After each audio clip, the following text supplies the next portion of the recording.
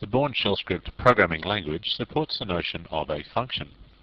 If you're already a programmer, you may know functions by a different name. You may know them as subroutines or procedures, but whatever you call them, I'm going to show you how to use them in the shell programming language. Before I do that, I just want to have a brief word about program structure. When writing a substantial shell script, and I'm talking about a shell script more than just, say, 10 lines long, you'll find that it is actually necessary to partition your program up into various segments. And so it's safe to say that most shell scripts adhere to that same structure, which looks like this. You start off with the very first line being the interpreter specification, in other words, that hash, exclamation mark, and then the name of the program used to interpret the script. That's just one line. Then you typically have the opening comment. Of course, this is optional, but it's a good idea to have it there to specify what the script does and how to use it. Next, you would specify all your important variables. Let's say, for example, it was a backup program, and you might have a variable that determines where the backups are actually written to. Maybe you actually don't have such a variable, but it would be a good idea to create one even if you don't.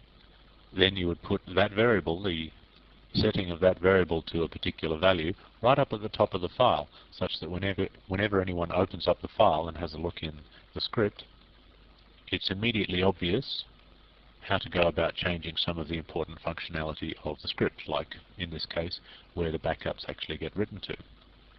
This again is optional, but it cuts down substantially on maintenance, and that's always a good thing. Next, you would put any functions that you have created, and of course functions are the subject of this chapter, so that's what we'll be learning about. So when you know how to create a function, you know where to put them.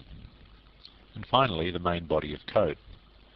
If you're just creating a little 10-line shell script or something similar, then number 5 there is probably the only part of the shell script that you'd actually be writing.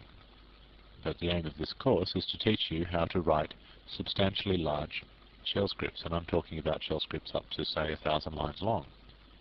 So I'll show you an example of what a shell script that adheres to this structure might look like. Let's do that on the next screen. Okay, so here's the script. We start off with the interpreter line. Then we have a very simple comment. Hopefully the comment would be a little bit more descriptive than that. Then we have two important variables. One is the variable that determines the directory that's going to get backed up, and the other one is where the backups are going to get put. And notice that the next thing is actually a function. Now I'm going to be describing this in depth in the next module, but for now the programmers amongst you might just take a little moment and have a look at the structure of the declaration of a function.